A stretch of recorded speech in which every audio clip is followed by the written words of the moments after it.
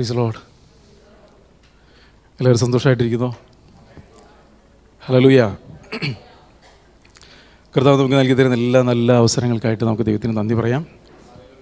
പ്രതിയാൽ ലോകം അതിൻ്റെ അന്ത്യത്തിലേക്ക് കടന്നു പോകുന്നു. ലോക സംഭവങ്ങളും പ്രാദേശിക സംഭവങ്ങളൊക്കെ കർത്താവിൻ്റെ വരവ് ഏറ്റവും അടുത്തുനിന്ന് വിളിച്ചോതുന്നു. നമ്മളും ഒരു വർഷത്തിൻ്റെ അവസാനത്തിലേക്ക്, അല്ലേ, കുറച്ചും കൂടി ദിവസം കഴിഞ്ഞാൽ 2025 എന്ന് പറയുന്നൊരു വർഷം കൂടി തീരുകയാണ്. ആളുകളൊക്കെ ന്യൂ ഇയറൊക്കെ ആഘോഷിക്കുന്നുണ്ട്, അല്ലേ? ന്യൂ ഇയറൊക്കെ നമ്മൾ ആഘോഷിക്കും. പക്ഷേ നമ്മൾ തിരിച്ചറിയേണ്ട ഒരു കാര്യം, നമ്മുടെ ജീവിതത്തിൽ നിന്നും ഒരു വർഷം എന്നേക്കുമായിട്ട് തീരുകയാണ്, അല്ലേ? ഒരു വർഷം എന്നേക്കായി തീരുന്നു. നമുക്ക് ദൈവം നൽകി തരുന്ന ആയുസ് വേഗത്തിൽ തീർന്നു പോകുന്നു. അതിലെല്ലാം ഉപരിയായി കർത്താവിൻ്റെ വരവെങ്കിലേക്ക് നമ്മൾ ഒരു പടി കൂടി അടുക്കുന്നു. എത്ര പേർക്ക് പ്രത്യാശയുണ്ട് അതിൽ? ഹല്ലേലൂയ. കർത്താവ് വരുമെന്നുള്ളവർക്ക് എത്ര പേര് ഉറപ്പുണ്ട്? ഹല്ലേലൂയ.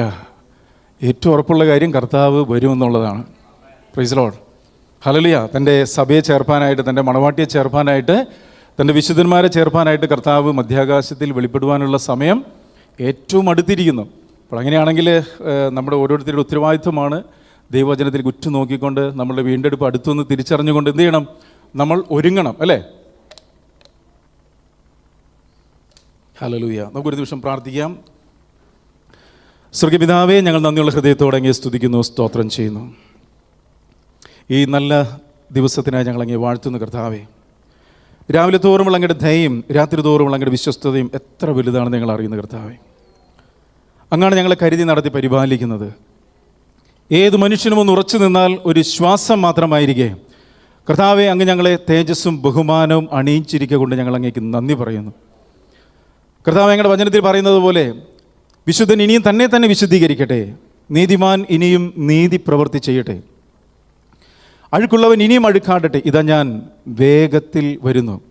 ഓരോരുത്തന് അവനവൻ്റെ പ്രവൃത്തികൾക്ക് തക്കവണ്ണം പ്രതിഫലം കൊടുക്കുവാൻ എൻ്റെ പക്കലുണ്ട് എന്നരുൾ ചെയ്ത കർത്താവേ, സ്വർഗത്തിൽ സ്ഥിരമായിരിക്കുന്ന മാറ്റമില്ലാത്ത വചനത്തെ ഏറ്റെടുപ്പാൻ തക്കവണ്ണം എല്ലാവരുടെയും ഹൃദയങ്ങൾ ഒരുക്കണമെന്ന് പ്രാർത്ഥിക്കുന്നു. നല്ല നിലത്ത് വീണ വിത്ത് പോലെ കർത്താവേ, ഓരോ വചനവും 100 മേനി ഫലം പുറപ്പെടുവിപ്പാൻ തക്കവണ്ണം പരിശുദ്ധാത്മ വചനത്തിൻ്റെ മീതെ പരിവർത്തിക്കണമേ എന്ന് പ്രാർത്ഥിക്കുന്നു കർത്താവേ. നാൾതോറും ഞങ്ങളുടെ ഭാരങ്ങൾ വഹിക്കുന്ന ഒരു കർത്താവ് ഞങ്ങൾക്കുള്ളതുകൊണ്ട് കർത്താവ്, ഞങ്ങളുടെ സകല ചിന്താകുലങ്ങളും, നാളെക്കുറിച്ചുള്ള ആശങ്കകളും, ഭാവിയെക്കുറിച്ചുള്ള ആശങ്കകളും, മക്കളെക്കുറിച്ചുള്ള ആശങ്കകളും എല്ലാം കർത്താവെ അങ്ങയുടെ കരങ്ങളിലേക്ക് തരികയാണ് കർത്താവെ. സമാധാനത്തിൻ്റെ പ്രഭുവായ കർത്താവെ, സകല ബുദ്ധിയും കവിയുന്ന ദൈവീക സമാധാനത്താൽ എല്ലാവരുടെയും ഹൃദയങ്ങളെയും ചിന്തകളെയും വിശുദ്ധീകരിക്കണമെന്ന് പ്രാർത്ഥിക്കുന്നു കർത്താവെ. അങ്ങയുടെ വലിയ സാന്നിധ്യം കൊണ്ട് ഞങ്ങൾ നിറയ്ക്കണമെന്ന് പ്രാർത്ഥിക്കുന്നു. എല്ലാ ഇരുട്ടിൻ്റെ പ്രമാണങ്ങളെ ശാസിക്കുകയാണ്, അതെല്ലാം മാറി കർത്താവെ എല്ലാവരും ഏകാത്മാവിൽ ഏക മനസ്സുള്ളവരായിരിക്കാൻ കർത്താവ് ഞങ്ങളെ സഹായിക്കണം. യേശു ക്രിസ്തുവിൻ നാമത്തിൽ പ്രാർത്ഥിക്കുമ്പോൾ കൃപ തോന്നി കേൾക്കണം സ്വർഗീയ പിതാവേ, ആമേൻ. നിങ്ങളുടെ നടുവിലായിരിക്കാൻ ദൈവം നൽകി തന്ന നല്ല അവസരത്തിനായിട്ട് ഞാൻ ദൈവത്തിന് നന്ദി പറയുന്നു. ദൈവത്തിന് പറയുന്ന പോലെ മനുഷ്യൻ അപ്പം കൊണ്ട് മാത്രമല്ല ദൈവത്തിൻ്റെ വായിൽ നിന്ന് വരുന്ന സകല വചനം കൊണ്ടും ജീവിക്കുന്നു എന്ന് എഴുതിയിരിക്കുന്നത്. അപ്പോൾ ദൈവവചനമാണ് നമ്മളെ ജീവിപ്പിക്കുന്നത്. ദൈവവചനത്തിൻ്റെ അനുസരണത്തിൽ കൂടിയുള്ള ജീവിതമാണ് നമ്മളെ ജീവൻ്റെ സമൃദ്ധിയിലേക്ക് നയിക്കുന്നത്. ഈ കാര്യം മറന്നു പോകരുത്. വേറെ ഒരു സാധ്യതയും ഇല്ല ഒരു വ്യക്തിക്ക് ആത്മീയ ജീവൻ്റെ വർധനവുണ്ടാകാൻ. ഹല്ലേലൂയ. നല്ല ഭക്ഷണമൊക്കെ കഴിച്ചാൽ നല്ല ആരോഗ്യം ഉണ്ടാകും. പക്ഷേ കർത്താവ് നമ്മളോട് പറയണം, മനുഷ്യ അപ്പം കൊണ്ട് മാത്രമല്ല ജീവിക്കുന്നതെന്ന്. തിന്നുക, കുടിക്കുക, ആനന്ദിക്കുക, നാളെ മരിക്കുമല്ലോ എന്നുള്ളൊരു ജീവിതത്തിന് വേണ്ടിയിട്ടല്ല ദൈവം നമ്മളെ ഈ ഭൂമിയിൽ ആക്കിയിരിക്കുന്നത്. അതുകൊണ്ട് ഇത് ദുഷ്കാലമാകയാൽ എന്ന് പറഞ്ഞാൽ ഇത് ദുഷ്കാലമാകിയാൽ സമയം തക്കത്തിൽ വിനിയോഗിക്കണം. ഹല്ലേലൂയ. നമുക്ക് നൽകി തന്ന സമയം കുറഞ്ഞു വരണേ, അല്ലേ? നമുക്ക് നൽകി തന്ന ഏറിയാൽ 70, അതാർക്കും പറയാൻ താല്പര്യമില്ല. ഏറിയാൽ 70, 80, 100, 120 പോട്ടെ, 120 വരെ നമുക്ക് പിടിക്കാം. ഹല്ലേലൂയ. എന്തായാലും ഇവിടെ നിന്ന് എല്ലാവരും പോകണം, അല്ലേ? പക്ഷെ കർത്താവ് നമുക്ക് നൽകിയിരിക്കുന്ന ഏറ്റവും വലിയ പ്രത്യാശ എന്തുവാ? കർത്താവ് മധ്യാകാശത്തിൽ വെളിപ്പെടുമ്പോൾ അവനായി കാത്തിരിക്കുന്ന തൻ്റെ മണവാട്ടി തേജസ്സുള്ളൊരു ശരീരത്തിൽ തേജസ്കരിക്കപ്പെട്ട് കർത്താവിനോട് കൂടെ എടുക്കപ്പെടും. Hallelujah, hallelujah, hallelujah. Praise the lord. അതാണ് ഏറ്റവും വലിയ പ്രത്യാശ എന്ന് പറയുന്നത്. നിത്യത മുഴുവൻ നിത്യനായ ദൈവത്തോടുകൂടെ സ്വർഗത്തിലും ഭൂമിയിലും വസിക്കുന്ന ഒരു അനുഭവത്തിലേക്ക് ദൈവം നമ്മളെ ഒരുക്കുന്നു എന്ന് പറയുന്നതിനോളം മനോഹരമായിട്ട് എന്താ ഉള്ളത്? പ്രൈസ് ദി ലോർഡ്, അല്ലേ? ഈ ദ്രവത്വമുള്ളത് അദ്രവത്വത്തെയും ഈ മർത്യമായത് അമർത്യതയെയും പുൽകണം, അല്ലേ? ഹേ മരണം, അപ്പോൾ മരണം നീങ്ങി ജയം വന്നിരിക്കുന്നു എന്ന് എഴുതിയിരിക്കുന്ന വചനത്തിന് നിവൃത്തി വരും. ഹേ മരണമേ, നിന്റെ ജയം എവിടെ? ഹേ മരണമേ നിന്റെ വിഷമുള്ളവിടെ? മരണത്തിൻ്റെ വിഷമുള്ള പാപം, പാപത്തിൻ്റെ ശക്തി ന്യായപ്രമാണം. എന്നാൽ നമ്മുടെ കർത്താവായ യേശുക്രിസ്തു മുഖാന്തരം ഇതിന്മേലെല്ലാം ജയം നൽകുന്ന ദൈവത്തിന് ഞാൻ സ്തോത്രം ചെയ്യുന്നു. മനുഷ്യരെ ഏറ്റവും അധികം ഭയപ്പെടുന്നത് മരണത്തെയാണ്, അല്ലേ? മരണത്തെയാണ്. നിങ്ങൾ ഈ പത്രമൊക്കെ വായിക്കുമ്പോൾ, ചരമകോളൊക്കെ എടുത്ത് വായിക്കുമ്പോൾ, നിങ്ങൾ ആരെങ്കിലും വായിക്കുന്നുണ്ടെങ്കിൽ അറിയാതെ നെടുവീർപ്പ് വരും. അതിന് നെടുവീർപ്പ് വരുന്നത് ഹല്ലേലൂയ. ഞാൻ പറയുന്നത്, കർത്താവ് നമുക്ക് നൽകിയിരിക്കുന്നത് ഇറ്റേണൽ ലൈഫാണ്, നിത്യജീവനാണ്. നിങ്ങളത് ഉള്ളിലോട്ട് കയറണം, നിങ്ങളുടെ ഉള്ളിലോട്ട്.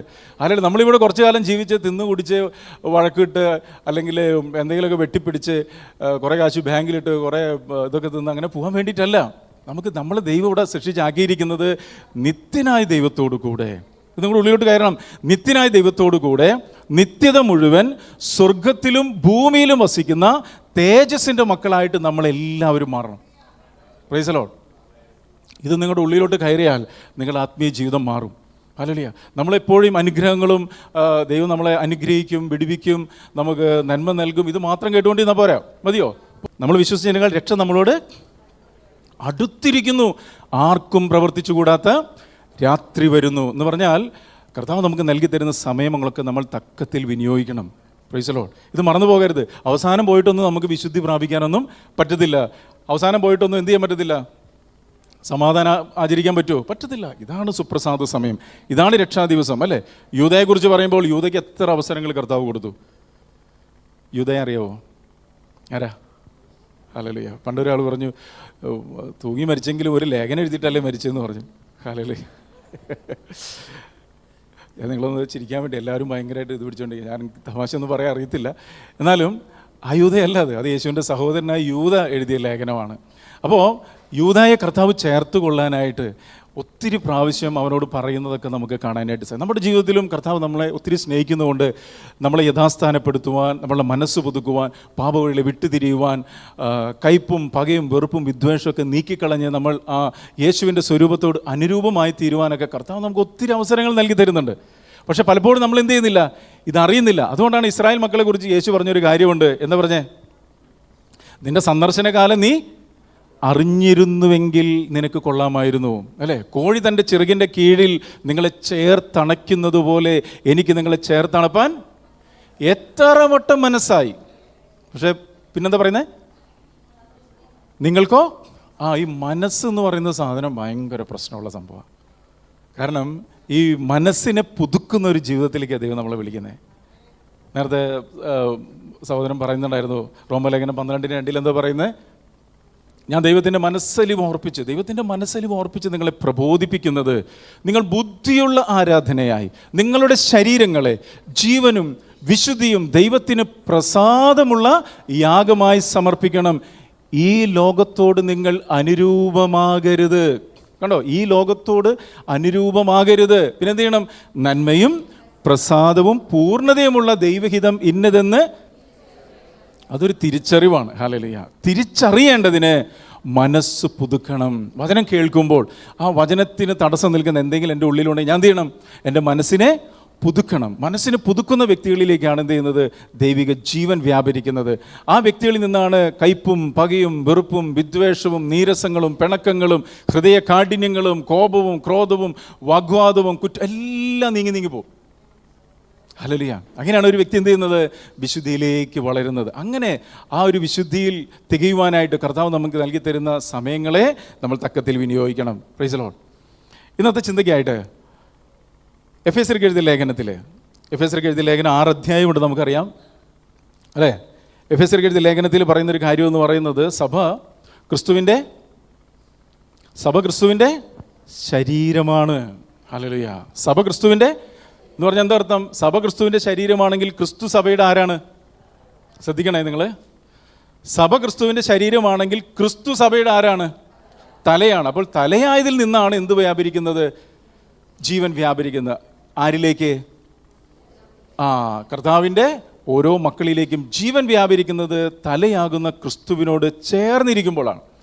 ഹല്ലേലൂയ. അതുകൊണ്ടാണ് നമ്മളൊരു വീണ്ടും ജനനം പ്രാപിക്കുമ്പോൾ, യേശു ക്രിസ്തുവിൽ വിശ്വസിക്കുമ്പോൾ, യേശുവിനെ രക്ഷിതാവും കർത്താവുമായി സ്വീകരിക്കുമ്പോൾ എന്താ സംഭവിക്കുന്നത്? ആ കർത്താവിനോട് നമ്മളെ ചേർക്കുകയാണ്. തലയാകുന്ന ക്രിസ്തുവിനോട് നമ്മളെ ചേർക്കുകയാണ്. അങ്ങനെ ക്രിസ്തുവിനോട് ചേർന്നിരിക്കുന്ന ഓരോ വ്യക്തികളിലേക്കും ദൈവിക ജീവനും ദൈവത്തിൻ്റെ തേജസ്സും ദൈവത്തിൻ്റെ വിശുദ്ധിയും ദൈവത്തിൻ്റെ സ്വഭാവവും നിറഞ്ഞു വരും. ഹല്ലേലൂയ. ക്രിസ്തുവിനോട് ചേർന്നിരിക്കുന്ന വ്യക്തികളിലേക്കാണ് ഇത് എന്ത് ചെയ്യുന്നത് എന്ന് പറഞ്ഞു. അപ്പോൾ നമ്മൾ ഓരോരുത്തരും ഉത്തരവാദിത്വമാണ് എന്ത്, ദൈവവചനം കേൾക്കുമ്പോൾ ഞാൻ ഈ കർത്താവിനോട് ചേർന്നാണോ ഇരിക്കുന്നത്, ഞാൻ ഈ കർത്താവിൽ നിന്നും അകന്നു പോകുന്നുണ്ടോ? മനസ്സിലായി? വ്യസനത്തിലുള്ള മാർഗം എന്നിലുണ്ടോ? നമ്മൾ അകന്നു പോകാനുള്ള സാധ്യതയില്ലേ? സാധ്യതയുണ്ട്, തീർച്ചയായിട്ടും. ഹല്ലേലൂയ. നമ്മൾ പതുക്കെ മാറിപ്പോകും. എങ്ങനെ മാറിപ്പോകുന്നത്? മനസ്സ് പുതുക്കേണ്ടതിന് പകരം എൻ്റെ രൂപാന്തരപ്പെടാത്ത മനസ്സുകൊണ്ട് ഞാൻ കാര്യങ്ങളെ കാണാൻ ശ്രമിച്ചാൽ അകന്നു പോകും.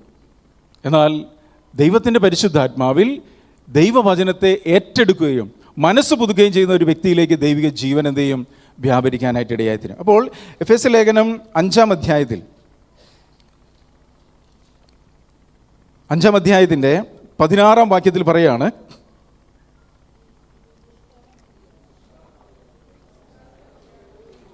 ഇത് ദുഷ്കാലമാകയാൽ സമയം തക്കത്തിൽ വിനിയോഗിക്കണം. എനിക്ക് നിങ്ങളോട് ഈ വർഷത്തിൻ്റെ അവസാനം അടുത്തിരിക്കുന്ന സമയത്ത് പറയാനുള്ള കാര്യം ഇതാണ്. ഇത് ദുഷ്കാലമാകയാൽ സമയം തക്കത്തിൽ വിനിയോഗിക്കണം. ഇത് ദുഷ്കാലത്തിൻ്റെ പ്രത്യേകത എന്തൊക്കെയാണെന്ന് നിങ്ങൾ തിമോത്തിയോസിൻ്റെ ലേഖനത്തിൽ വായിച്ചു കഴിഞ്ഞാൽ മനസ്സിലാവും അല്ലേ? അന്ത്യകാലത്ത് എന്ത് സംഭവിക്കും? ദുർഘട സമയങ്ങൾ വരുമെന്നറിയുക. മനുഷ്യർ സ്വസ്നേഹികളും ദ്രവ്യാഗ്രഹികളും അല്ലേ, വമ്പ് പറയുന്നവരും ദൂഷകന്മാരും അമ്മയപ്പന്മാരനുസരിക്കാത്തവരും, പിന്നെ വാത്സല്യമില്ലാത്തവർ, കനിവറ്റവർ, ഉഗ്രന്മാർ, സൽഗുണദേശികൾ, ധാർഷ്ട്യക്കാർ, നിഗളമുള്ളവർ. ഇതൊക്കെ ഉണ്ടോ ബൈബിളിൽ? ഇതൊക്കെ ബൈബിളിലുണ്ട്. നമ്മളിൽ ഇതൊക്കെ വല്ലതും ഉണ്ടോ? ഇതങ്ങനെയൊക്കെ എഴുതി വെച്ചിട്ടുണ്ട്. തിമോത്തിയോസ് ലേഖനം എഴുതി അപ്പോസ്തലനായ പൗലോസ് അങ്ങനെയൊക്കെ കുറേ കാര്യങ്ങൾ എഴുതി വെച്ചിട്ടുണ്ട്. അതിപ്പോൾ നമുക്കിപ്പോൾ എന്നാ പ്രശ്നം? അങ്ങനെയല്ല, ഇത് നമ്മളിലുണ്ടോ നോക്കണം. വ്യസനത്തിലുള്ള മാർഗം വല്ലവരിലല്ല, നമ്മളിലുണ്ടോ എന്ന് നോക്കി ഞാൻ എന്ത് ചെയ്യണം? ശാശ്വത മാർഗത്തിൽ നടക്കണം. അങ്ങനെ നടക്കുമ്പോഴാണ് എന്ത് ചെയ്യുന്നത്? നമുക്കിത് സമയം തക്കത്തിൽ വിനിയോഗിക്കണം. ദൈവം നൽകി തരുന്ന അവസരങ്ങളെ കൃത്യതയോടുകൂടെ വിനിയോഗിക്കാനൊക്കെ ആയിട്ട് പറ്റത്തുള്ളൂ. അപ്പോൾ ഇവിടെ പറയാണ്, ഇത് ദുഷ്കാലമാകയാൽ സമയം തക്കത്തിൽ വിനിയോഗിച്ചു കൊള്ളണം. അപ്പോൾ ഈ എഫേസ്യ ലേഖനം 5-ാം അധ്യായത്തിൽ 3 കാര്യങ്ങൾ പറയുന്നുണ്ട്. ആ 3 കാര്യങ്ങളിലേക്കാണ് നമ്മളിന്ന് നോക്കുന്നത്. ഒന്ന്, എഫേസ്യ ലേഖനം 5-ാം അധ്യായത്തിൻ്റെ 2-ാം വാക്യം. അവിടെ പറയാണ്, ക്രിസ്തുവും നിങ്ങളെ സ്നേഹിച്ചു. ക്രിസ്തു എന്ത് ചെയ്തു? എങ്ങനെയാണ് കർത്താവ് നമ്മളെ സ്നേഹിച്ചത്? കർത്താവ് നമ്മളെ സ്നേഹിച്ചത് നമുക്ക് എല്ലാവർക്കും അറിയാം. പക്ഷേ കർത്താവ് തൻ്റെ ജീവനെ വെച്ച് തന്നിട്ടാണ് നമ്മളെ സ്നേഹിച്ചത്. ഹല്ലേലൂയ. കർത്താവ് നമ്മുടെ പ്രാണനെ വെച്ച് തന്നു അല്ലേ? അങ്ങനെയാണെങ്കിൽ നമ്മളുടെ സ്നേഹം എങ്ങനെയുള്ളതായിരിക്കണം? കൂട്ടുകാരന് വേണ്ടി പ്രാണനെ വെച്ചു കൊടുക്കുന്നതിനേക്കാൾ വലിയ സ്നേഹം ആർക്കും ഇല്ലെന്ന് പറയുന്നില്ലേ? എന്തുവാ അതിനർത്ഥം? കൂട്ടുകാരന് വേണ്ടി പ്രാണനെ വെച്ചു കൊടുക്കുന്നതിൽ വലിയ സ്നേഹമില്ല എന്ന് പറഞ്ഞാൽ, നമ്മളുടെ ജീവിതത്തിൽ ആ കർത്താവിൻ്റെ സ്നേഹത്തെ വെളിപ്പെടുത്തുവാനായിട്ട് കർത്താവ് നമുക്ക് നൽകി തരുന്ന അവസരങ്ങളെ, ആ കർത്താവിൻ്റെ സ്നേഹത്തെ വെളിപ്പെടുത്തേണ്ടുന്ന സാഹചര്യങ്ങളെ മനസ്സിലാക്കി എൻ്റെ പ്രയോറിറ്റി മാറ്റിവെച്ചുകൊണ്ട് ഞാൻ കർത്താവിൻ്റെ സ്നേഹത്തെ വെളിപ്പെടുത്തുക. അതാണ് ഈ പറഞ്ഞതിനർത്ഥം. മനസ്സിലായോ? എൻ്റെ ജീവനെയാണ് ഞാൻ വെച്ചു കൊടുക്കുന്നത്. എനിക്ക് നൽകിയിരുന്ന സമയത്തെയാണ് ഞാൻ വെച്ചു കൊടുക്കുന്നത്. എൻ്റെ കുടുംബമായിട്ട് ഞാൻ ചെലവഴിക്കേണ്ട സമയത്തെയാണ് വെച്ചു കൊടുക്കുന്നത്. അതല്ലാതെ നമ്മൾ മറ്റെന്തെങ്കിലും ചിലവ് കണ്ടുണ്ടോ? വെള്ളത്തിലേക്ക് എടുത്ത് ചാടി ഒരുത്തൻ, അവൻ രക്ഷിക്കാൻ വേണ്ടി വേറൊരുത്തനെ എടുത്ത് ചാടി, ചാടിയവൻ രക്ഷപ്പെട്ടു, രക്ഷിക്കാൻ ചാടിയവൻ എന്ത് ചെയ്തു? മരിച്ചുപോയി. കൂട്ടുകാരന് വേണ്ടി അവൻ പ്രാണനെ വെച്ചു കൊടുത്തു. അതൊന്നുമല്ല. ഹല്ലേലൂയ. പറഞ്ഞു മനസ്സിലാവുന്നുണ്ടോ? അപ്പോൾ അങ്ങനെ പ്രാണനെ വെച്ചു കൊടുക്കുന്ന കാര്യമല്ലേ പറയുന്നത്? നമ്മളുടെ പ്രാണൻ, നമ്മളുടെ ഇഷ്ടങ്ങളെ മാറ്റിവെക്കുന്നു, നമ്മളുടെ സമയത്തെ നമ്മൾ അതിനുവേണ്ടി ചെലവഴിക്കുന്നു. കർത്താവ് അതാ ചെയ്തു തന്നു അല്ലേ? കർത്താവ് അതല്ലേ ചെയ്തു തന്നു? സ്വർഗത്തിലെ സകല മഹത്വം അല്ലേ, അവനെല്ലാം വെടിഞ്ഞ്, അവൻ ദൈവരൂപത്തിലിരിക്കെ ദൈവത്തോടുള്ള സമത്വം മുറുകെ പിടിക്കണമെന്ന് വിചാരിക്കാതെ ദാസരൂപം എടുത്ത് തന്നെത്താൻ താഴ്ത്തി അല്ലേ, വേഷത്തിൽ മനുഷ്യനായി ക്രൂശിലെ മരണത്തോളം തന്നെത്താൻ ഏൽപ്പിച്ചു. അപ്പോൾ നമ്മളുടെ ജീവിതത്തിലും ഞാനെന്ന ഭാവം, സ്വയനീതി, എല്ലായ്പ്പോഴും നമ്മുടെ ചിന്ത എന്തുവാ? എൻ്റെ ഭാര്യ, എൻ്റെ മക്കൾ, എൻ്റെ കുടുംബം, എൻ്റെ വണ്ടി, എൻ്റെ വീട്. ഇതിനപ്പുറമൊന്നും ചിന്തിക്കാനായിട്ടൊന്നും പലപ്പോഴും സാധിക്കുന്നില്ല. ഇല്ലെന്നല്ല ഞാൻ പറഞ്ഞത്, പലപ്പോഴും സാധിക്കുന്നില്ല. ഹല്ലേലൂയ. അങ്ങനെ ഒരു ഒരുക്കപ്പെട്ട ഹൃദയം, അതാണ് ഇവിടെ പറയുന്നത്. ക്രിസ്തു നിങ്ങളെ സ്നേഹിച്ചു. എന്നിട്ട് പറയാ, നമുക്ക് വേണ്ടി തന്നെത്താൻ ദൈവത്തിന് സൗരഭ്യവാസനയായ വഴിപാടും യാഗവുമായി അർപ്പിച്ചതുപോലെ സ്നേഹത്തിൽ നടപ്പിൻ. അപ്പോൾ ഒന്നാമത്തെ കാര്യം, സ്നേഹത്തിൽ നടക്കണം. ഹല്ലേലൂയ. നമ്മൾ സ്നേഹത്തിലല്ലേ നടക്കുന്ന ബ്രദറെ?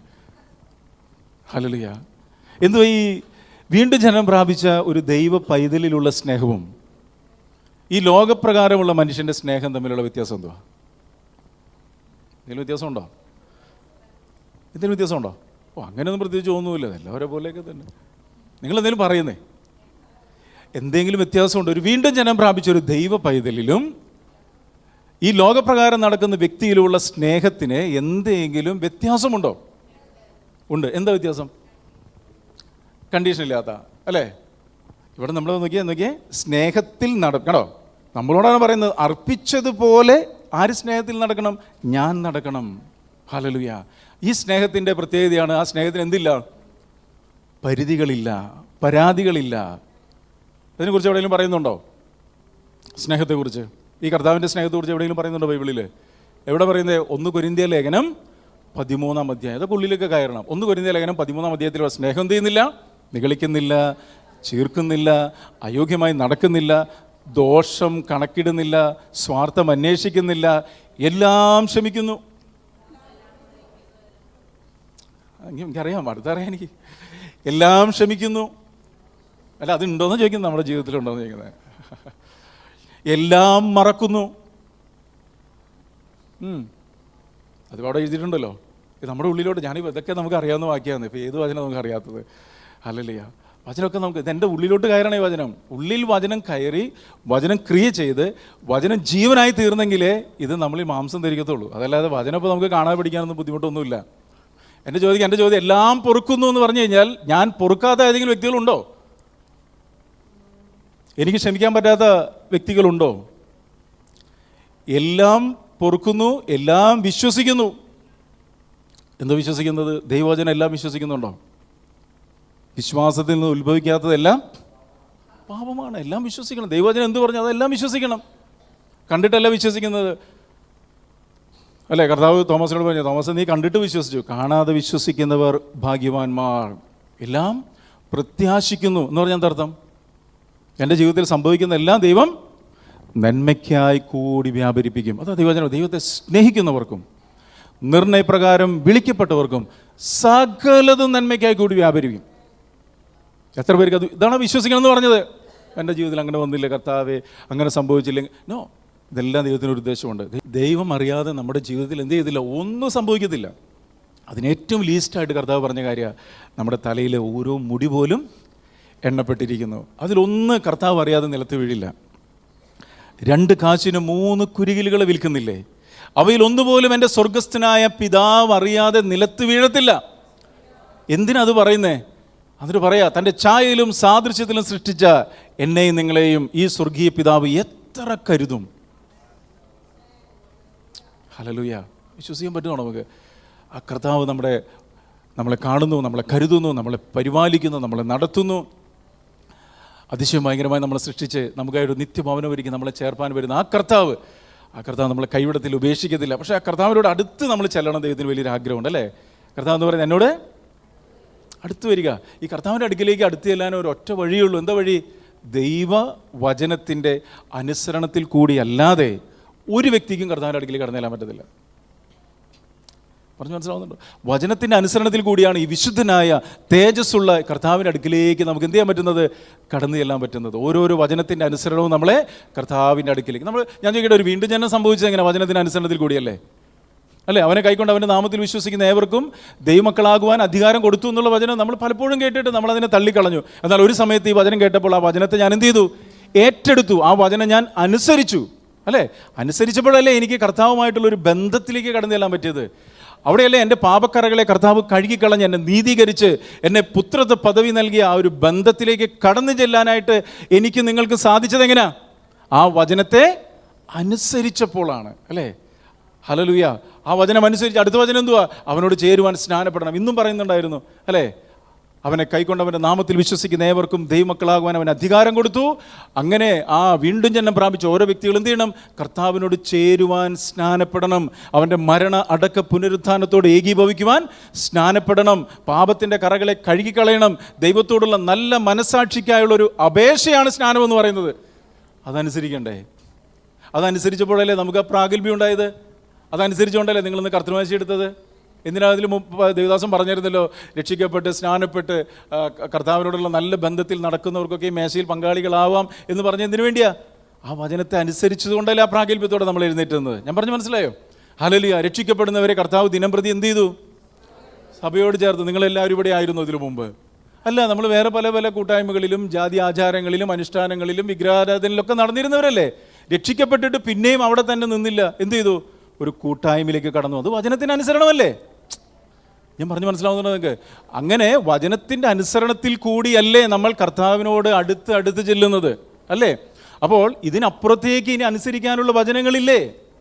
ഉണ്ട്. ആ വചനങ്ങളെയാണ് ഈ പറയുന്നത്. അങ്ങനെ ഓരോരോ വചനത്തിൻ്റെ അനുസരണവും എന്നെ കർത്താവിൻ്റെ അടുക്കിലേക്ക് അടുപ്പിക്കും.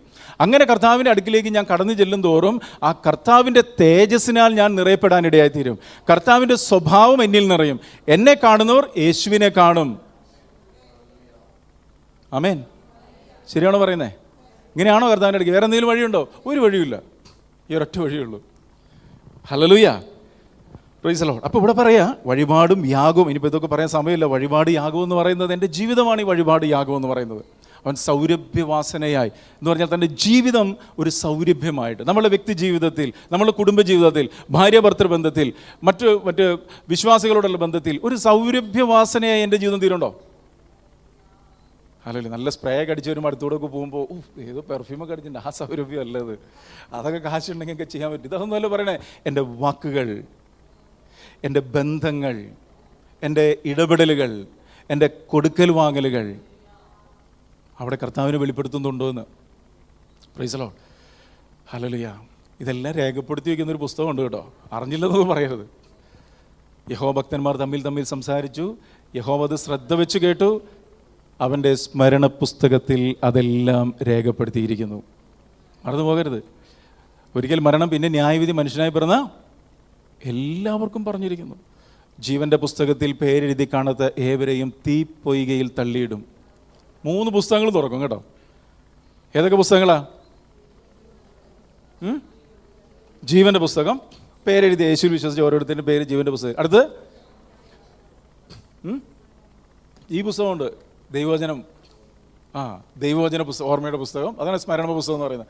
അപ്പോൾ ഈ സ്മരണ പുസ്തകം എന്ന് പറയുന്നത് എൻ്റെ ജീവിതത്തെ യേശു കർത്താവിനോട് ചേർന്നതിന് ശേഷമുള്ള എൻ്റെ വ്യക്തി ജീവിതത്തിൽ കർത്താവിന് വേണ്ടി, അല്ലെങ്കിൽ കർത്താവ് പറയുന്ന കാര്യങ്ങളൊക്കെ ഞാൻ എങ്ങനെ എൻ്റെ വ്യക്തി ജീവിതം, എൻ്റെ കുടുംബജീവിതം, എൻ്റെ ബന്ധങ്ങൾ, എൻ്റെ ശുശ്രൂഷ, എൻ്റെ ജോലി മേഖലകൾ എല്ലാം ഞാൻ എങ്ങനെയായിരുന്നു ചിലവഴിച്ചത് എന്ന് രേഖപ്പെടുത്തി വെച്ചിട്ടുണ്ട്. ഹല്ലേലൂയ. അതുകൊണ്ടാണ് പറയുന്നത് ഇത് ദുഷ്കാലമാണ്, സമയം തക്കത്തിൽ വിനിയോഗിക്കാൻ പറയുന്നത്. അതുകൊണ്ടാണ് ദൈവവചനം പറയുന്നത് ഭയത്തോടും വിറയലോടും കൂടെ. ഇവിടെ ഒരു സ്ക്രീനിൽ വചനമൊക്കെ കാണിക്കുന്നുണ്ടായിരുന്നല്ലോ, ഇവിടെ കാണിക്കും. ഇതുപോലെ ലൈഫ് കാണിക്കുന്ന ഒരു ദിവസമുണ്ട്.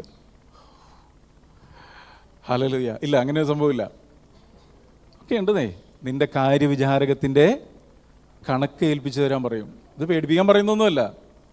ഇത് സമയമുണ്ട്. ഇപ്പോൾ നമുക്ക് തിരുത്താനും മനസ്സ് പുതുക്കാനും യഥാസ്ഥാനപ്പെടാനും പാപങ്ങളെ വിട്ടുതിരിയാനൊക്കെയുള്ള സമയമുണ്ട്. ഹല്ലേലൂയ. നമ്മളെ രസിപ്പിക്കുന്ന വചനങ്ങൾ മാത്രമല്ല, നമ്മളെ ശോധന ചെയ്യുന്ന വചനമുണ്ട്. അവൻ്റെ വചനം അത് ഇരുവായ്ത്തലുള്ള ഏതു വാളിനേക്കാൾ മൂർച്ചയേറിയതാണ്. അത് ഷാർപ്പായിട്ടുള്ളതാണ്. അത് നമ്മൾ അകത്തോട്ട് കടന്നു വന്ന് നമ്മളെ രൂപാന്തരപ്പെടുത്തും, നമ്മളെ ശുദ്ധീകരിക്കും, നമ്മളെ വിശുദ്ധീകരിക്കും. ഹല്ലേലൂയ. അപ്പോൾ ഇവിടെ പറയാണ് വഴിപാടും യാഗവുമായി അർപ്പിച്ചതുപോലെ സ്നേഹത്തിൽ നടക്കണം. ഹല്ലേലൂയ. നമ്മുടെ ജീവിതം എങ്ങനെയായിരിക്കണം? സ്നേഹത്തിൽ നടക്കണമെങ്കിൽ എൻ്റെ ഉള്ളിൽ കയ്പും പകയും വെറുപ്പും വിദ്വേഷമൊന്നും പാടില്ല. മനസ്സിലായോ? Hallelujah. Praise the lord. Hallelujah. ഇത് നമുക്ക് പെട്ടെന്ന് പറ്റുന്ന കാര്യമല്ല. പക്ഷേ ദൈവം തൻ്റെ ആത്മാവിനാൽ നമ്മളതിന് സഹായിക്കുക ചെയ്യുന്നത്. അല്ല, നമ്മൾക്ക് ആഗ്രഹമുണ്ടല്ലോ, പക്ഷെ പറ്റുന്നില്ലല്ലോ. പക്ഷേ കർത്താവ് തൻ്റെ കൃപ ധാരാളമായി നമ്മുടെ മേൽ പകർന്ന് നമ്മളിൽ മറഞ്ഞു കിടക്കുന്ന, നമ്മൾ നിയന്ത്രിക്കുന്നതുമായിട്ടുള്ള ജഡിക സ്വഭാവങ്ങളെ, മുറുകെ പറ്റുന്ന പാപ സ്വഭാവങ്ങളെയൊക്കെ നീക്കിക്കളഞ്ഞിട്ട് നമ്മളെ ദൈവിക സ്വരൂപത്തിലേക്ക് നമ്മളെ വളർത്തിക്കൊണ്ടുവരും. ആമേൻ. ഹല്ലേലൂയ. തുടർന്ന് പറയാണ് അതിൻ്റെ 9-ാമത്തെ വാക്യം. അവിടെ പറയാണ് അതേ പുസ്തകം എഫെസ്യ ലേഖനം 5-ാം അധ്യായത്തിൻ്റെ 8ഉം 9ഉം. ഇവിടെ പറയാം, മുമ്പേ നിങ്ങൾ ഇരുളായിരുന്നു. ആരെയും നിങ്ങൾ എന്ന് പറഞ്ഞാൽ നമ്മൾ ഓരോരുത്തരും. മുമ്പേ നിങ്ങൾ ഇരുളായിരുന്നു. മുമ്പേ നിങ്ങളിൽ ഇരുളുണ്ടായിരുന്നു എന്നല്ല വാക്യം, ശ്രദ്ധിക്കണം. മുമ്പേ നമ്മളെല്ലാവരും എന്തായിരുന്നു? ഇരുളായിരുന്നു എന്ന് പറഞ്ഞാൽ നമ്മളിൽ ഒരു നന്മയും ഇല്ലായിരുന്നു. അല്ലെങ്കിൽ നമ്മളിൽ ഉണ്ടായിരുന്ന നന്മ എന്ന് നമ്മൾ ചിന്തിച്ചിരുന്ന ഒന്നും ദൈവരാജ്യത്തിനും കർത്താവിനും കൊള്ളാകുന്നതല്ല. അല്ലേ? അപ്പോസ്തലൻ പൗലോസ് പറഞ്ഞു എന്നിൽ എന്ന് വെച്ചാൽ എൻ്റെ ജഡത്തിൽ ഒരു നന്മയും വസിക്കുന്നില്ല. മനസ്സിലായോ? എന്നാൽ അവസാനം പറയുകയാണ്, എന്നാൽ കർത്താവായ യേശു ക്രിസ്തു മുഖാന്തരം ജയം നൽകുന്ന ദൈവത്തിന് ഞാൻ സ്തോത്രം ചെയ്യുന്നു. അപ്പോൾ നമ്മളിൽ ഇരുളായിരുന്നു, നമ്മൾ അന്ധകാരത്തിലായിരുന്നു, നമ്മൾ പാപത്തിലായിരുന്നു, നമ്മൾ ശാപത്തിലായിരുന്നു, നമ്മൾ മരണത്തിലായിരുന്നു. എന്നാൽ ഈ അന്ധകാരത്തിൽ നിന്നും ഈ ഇരുട്ടിൽ നിന്നും കർത്താവ് നമ്മൾ എന്ത് ചെയ്തു? വിടുവിച്ചു. ഹല്ലേലൂയ. സ്നേഹസ്വരൂപനായ പുത്രൻ്റെ രാജ്യത്തിലാക്കി, വെളിച്ചത്തിലാക്കി. കണ്ടോ? അതാണ് ഇവിടെ പറയുന്നത്. മുമ്പേ നിങ്ങൾ ഇരുളായിരുന്നു, ഇപ്പോഴോ. അത് നമ്മളോട് ഓരോരുത്തരും ചോദിക്കേണ്ട കാര്യമാണ്. ഇപ്പോഴോ? എന്താണിപ്പോൾ? ഇപ്പോൾ കർത്താവിൽ വെളിച്ചമാകുന്നു. കേട്ടോ? കർത്താവിൽ വെളിച്ചമാകുന്നു. എന്നിട്ട് പറയാ, കർത്താവിന് പ്രസാദമായത് എന്തെന്ന് പരിശോധിച്ചുകൊണ്ട്. നമുക്കിഷ്ടമല്ല, കർത്താവിന് പ്രസാദം. ഹല്ലേലൂയ. അതാ യേശു കർത്താവ് പറഞ്ഞ, ഞാൻ എല്ലായ്പ്പോഴും അവൻ്റെ ഇഷ്ടം ചെയ്യുന്നത് കൊണ്ട് അവൻ എന്നെ ഏകനായി വിട്ടിട്ടില്ല. യോഹന്നാൻ്റെ സുവിശേഷം 8-ാം അധ്യായം 29-ാമത്തെ വാക്യമാണെന്നാണ് എൻ്റെ ഓർമ്മ. വല്ലപ്പോഴും ചെയ്തു എന്നല്ല പറയുന്നത്. ഇതൊക്കെ വാക്കുകൾ നമ്മൾ ശ്രദ്ധിച്ച് നമ്മുടെ ഉള്ളിലോട്ട് കയറി കർത്താവിന് നന്ദി പറഞ്ഞാൽ, കർത്താവിന് സ്തോത്രം ചെയ്താൽ. 8:29 അങ്ങനെയല്ലേ പറയുന്നത്? ഓക്കെ, 8:29 എന്താ പറയുന്നത് നോക്കിയേ. കേട്ടോ? എന്നെ അയച്ചവൻ എന്നോട് കൂടെയുണ്ട്. ഈ കർത്താവ് നമ്മളോടും കൂടെയുണ്ട്. കണ്ടാലും ഞാൻ ലോകാവസാനത്തോളം എല്ലാ നാളും നിന്നോട് കൂടെയുണ്ട്. എന്നിട്ട് പറയാണ്, ഞാൻ അവന് പ്രസാദമുള്ളത് ചെയ്യുന്നത് കൊണ്ട്, ഞാൻ എല്ലായ്പ്പോഴും അവന് പ്രസാദമുള്ളത്. ഇത് അണ്ടർലൈൻ ഇടണം. ഞാൻ എല്ലായ്പ്പോഴും, നമ്മൾ വല്ലപ്പോഴൊക്കെ പ്രസാദമുള്ളതൊക്കെ ചെയ്യുന്നുണ്ടായിരിക്കാം. അതല്ല ഇവിടെ പറയുന്നത്. ഒരു ദൈവ പൈതലിനെ സംബന്ധിച്ചിടത്തോളം തുടക്കത്തിലൊക്കെ അങ്ങനെയായിരിക്കും, നമുക്ക് പറ്റുന്ന നന്മ പ്രവൃത്തികളൊക്കെ ചെയ്തു.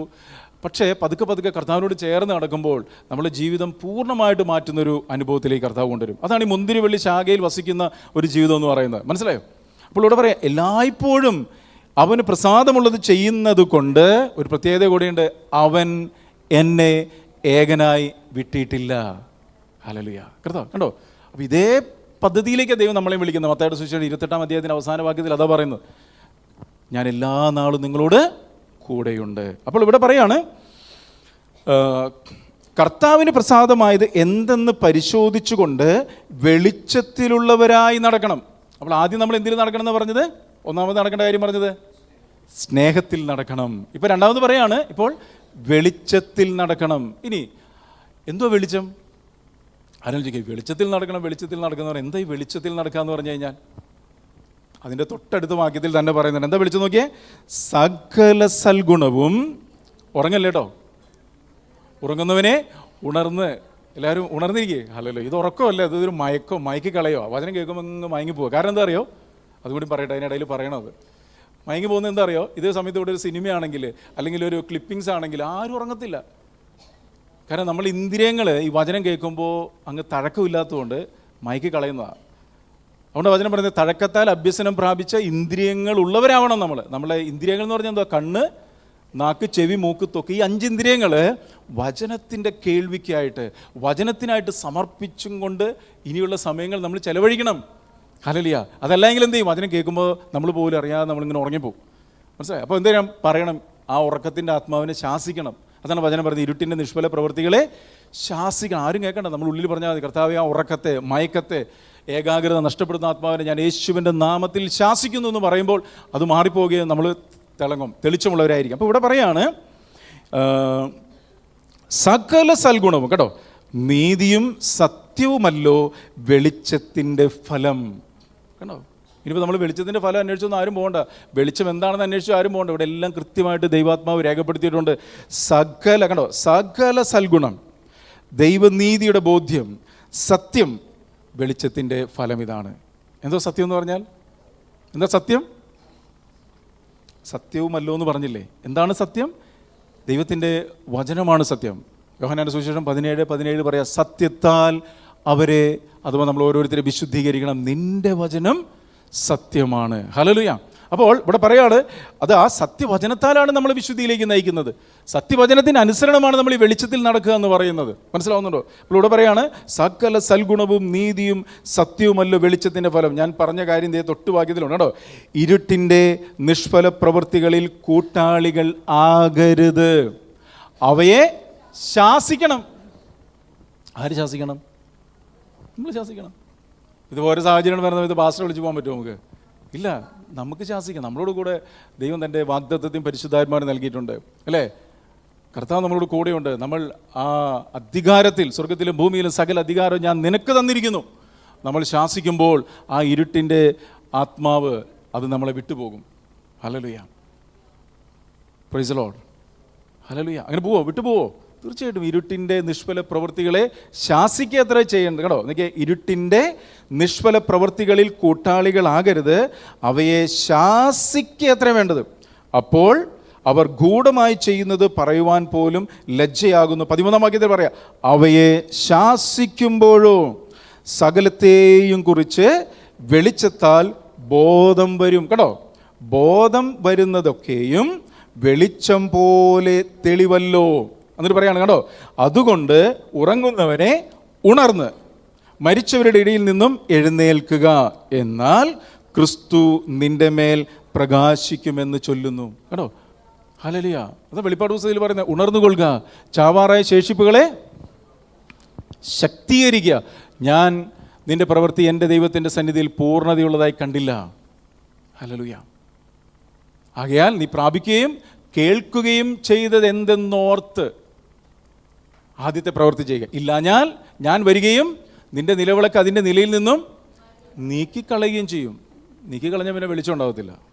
Hallelujah, praise the Lord. അപ്പോൾ നമ്മൾ ഉത്തരവാദിത്തമാണ് എന്ത് ചെയ്യണം? വെളിച്ചത്തിൽ നടക്കണം. കേട്ടോ, ഇവിടെ പറയാണ് സ്നേഹത്തിൽ നടക്കണം, വെളിച്ചത്തിൽ നടക്കണം. അടുത്ത് ഒരു കാര്യം കൂടി പറയുകയാണ്, 15-ാം വാക്യം, അടുത്ത വാക്യം. ആകയാൽ സൂക്ഷ്മത്തോടെ. കേട്ടോ, എന്ത് വ്യക്തമായിട്ട് ഓരോ വചനങ്ങളും പറഞ്ഞിരിക്കുന്നു നോക്കിയാൽ. സൂക്ഷ്മത്തോടെ, അജ്ഞാനികളായിട്ടല്ല ജ്ഞാനികളായി തന്നെ. കേട്ടോ, ജ്ഞാനികളായിട്ട് തന്നെ നടപ്പാൻ നോക്കുക. അപ്പോൾ ഇനി എങ്ങനെ നമ്മൾ നടക്കണം? ജ്ഞാനികളായിട്ട് നടക്കണം. എങ്ങനെ ജ്ഞാനം ഉണ്ടാവും ഒരു വ്യക്തിക്ക്? ആരോട് കൂടെ നടന്നാലാണ് ജ്ഞാനം ഉണ്ടാവുക? ആരാണ് ജ്ഞാനി? ആരാ ജ്ഞാനി?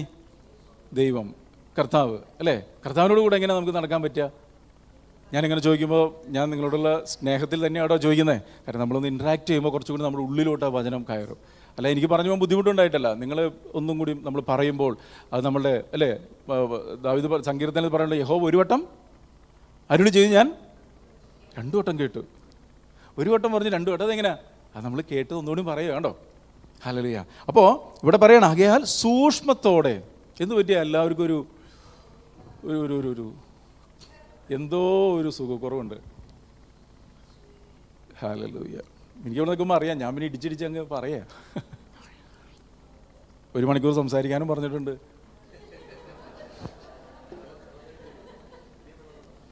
പറയുന്നത് മുഴുവൻ അവിടെ നിന്ന് ഇങ്ങോട്ട് തിരിച്ച് ഇങ്ങോട്ടേക്കല്ല വരുന്ന പോലെ തോന്നുന്നു. ആര് തെറിച്ച്. ഹല്ലേലൂയ. അതിനത് നമ്മൾ ഒരുക്കപ്പെട്ട നിലത്ത് വീഴുന്ന വിത്തായിരിക്കണം, പാറപ്പുറത്ത് വീണ്ടും എത്തിച്ച് കഥയില്ല, അല്ലേ? നിങ്ങളുടെ ഹൃദയം നല്ല നിലം കണക്കെ ഒരുങ്ങണം.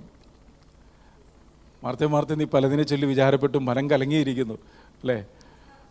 Hallelujah, praise the Lord. കുഴപ്പമില്ല, നമുക്ക് വചനം കേൾക്കുമ്പോൾ അതൊക്കെ മാറിക്കോളും. ഓക്കെ, അപ്പോൾ ഇവിടെ പറയാ, ആകയാൽ സൂക്ഷ്മത്തോടെ, അജ്ഞാനികളായിട്ടല്ല ജ്ഞാനികളായിട്ട്. അപ്പോൾ ജ്ഞാനിയോട് കൂടെ നമ്മൾ നടക്കണം. ജ്ഞാനി എന്ന് പറയുന്ന ആരാ? 1 കൊരിന്ത്യർ ലേഖനം 1:30 നോക്കിയാൽ നമുക്ക് കാണാൻ പറ്റും. ആരാണ് ഈ ജ്ഞാനി, അല്ലേ? 1 കൊരിന്ത്യർ ലേഖനം 1:30 എന്താ പറയുന്നത്? നിങ്ങളോ, അതേട്ടെ ഇവിടെ ഉണ്ട്, നിങ്ങളോ അവനാൽ ക്രിസ്തുയേശുവിൽ ഇരിക്കുന്നു, അവൻ നമ്മൾക്ക് ദൈവത്തിൽ നിന്നും ജ്ഞാനം. അത് മതി. ആരാ ജ്ഞാനം? അവൻ. ആരാ അവൻ?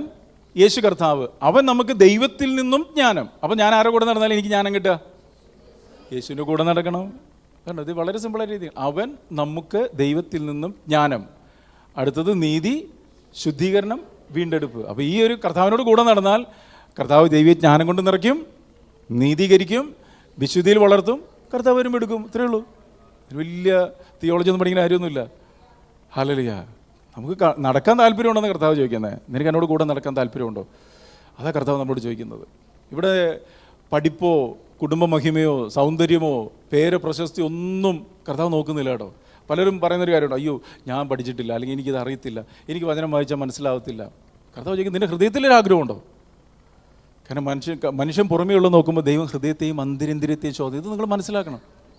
മനുഷ്യനാണ് പുറമേ ഉള്ളത് നോക്കുന്നത്, ദൈവം ഹൃദയത്തിലേക്കാണ് നോക്കുന്നത്. അപ്പോൾ ഞാൻ ചോദിക്കട്ടെ, പ്രായമായ ഒരു വ്യക്തി പ്രായ അവസ്ഥയിൽ കർത്താവിലേക്ക് വന്നു, അവർ ഇപ്പോൾ ചിലപ്പോൾ എഴുത്തും വായന അറിയാത്തൊരു വ്യക്തിയായിരിക്കാം, അല്ലെങ്കിൽ ഇതുപോലെ പ്രാർത്ഥിക്കാനോ കാര്യങ്ങളും ചെയ്യാം. അപ്പോൾ ആ വ്യക്തി പിന്നെ എങ്ങനെ കർത്താവിനോട് ചേർന്ന് നടക്കും?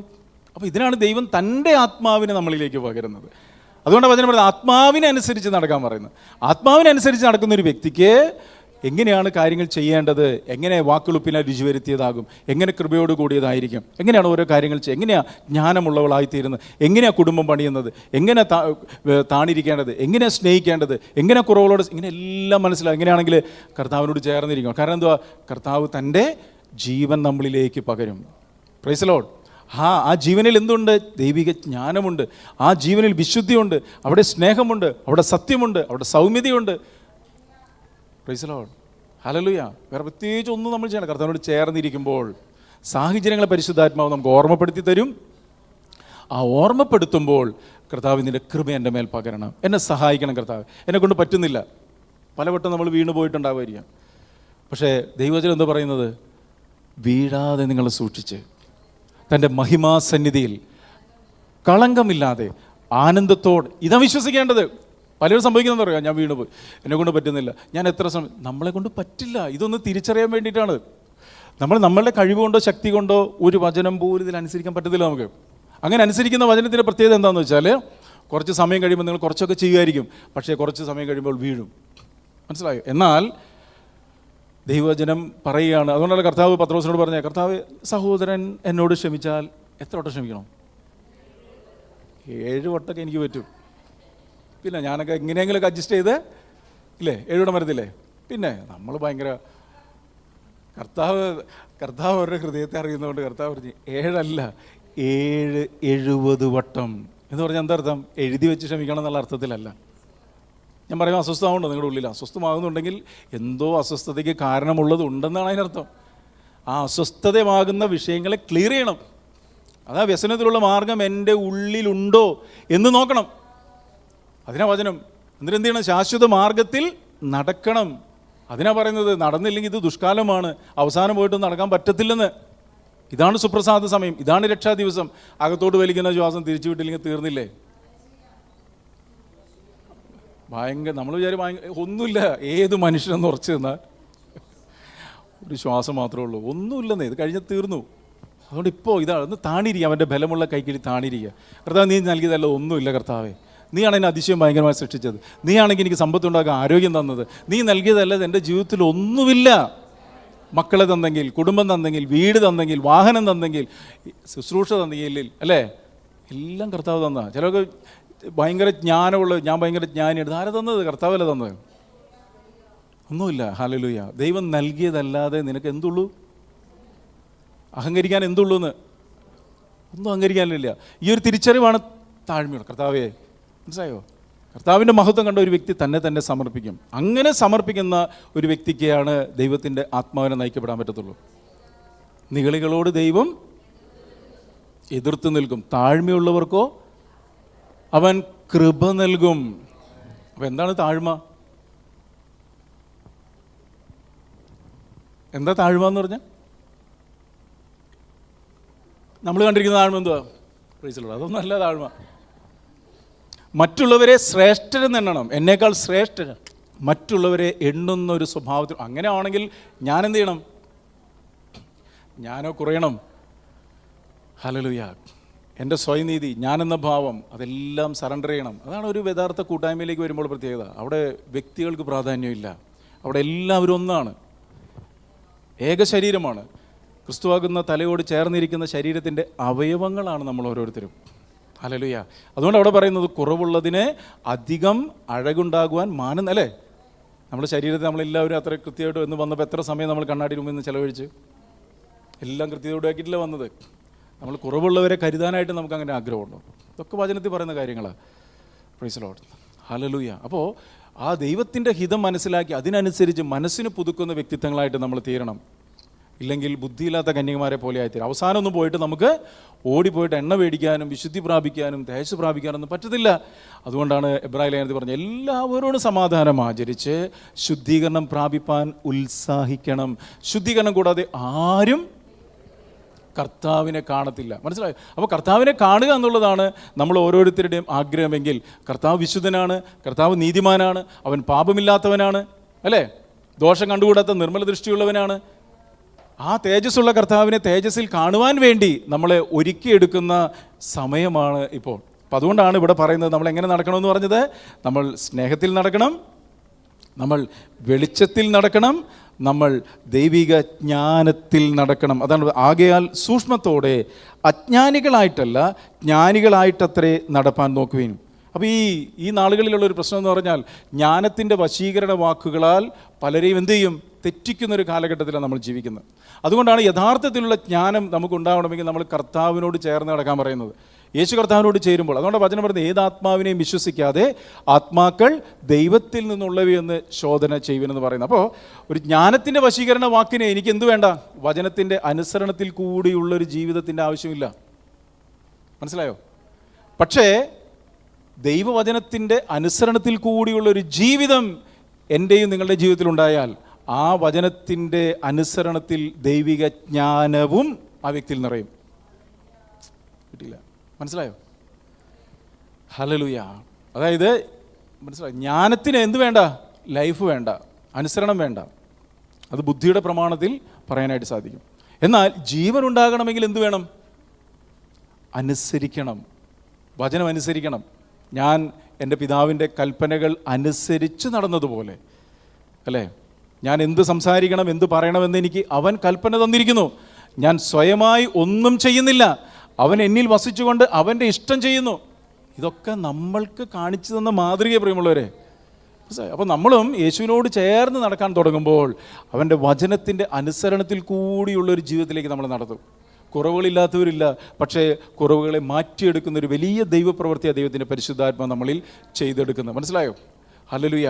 കുറവുകൾ അല്ലെ, നീതിമാൻ ആരുമില്ല, ഒരുത്തൻ പോരുമില്ല, എല്ലാവരും പാപം ചെയ്ത് ദൈവത്തേജസ്സില്ലാത്തവരെ. എന്നാൽ യേശു ക്രിസ്തുവിലുള്ള വിശ്വാസത്താൽ ദൈവം നമ്മൾ എന്ത് ചെയ്തു, നീതീകരിച്ചു, പാപക്കറകളെ കഴുകിക്കളഞ്ഞു, ദൈവമായിട്ട് നമ്മളെ സമാധാനത്തിലാക്കി, നമ്മളെ നിരപ്പിച്ചു.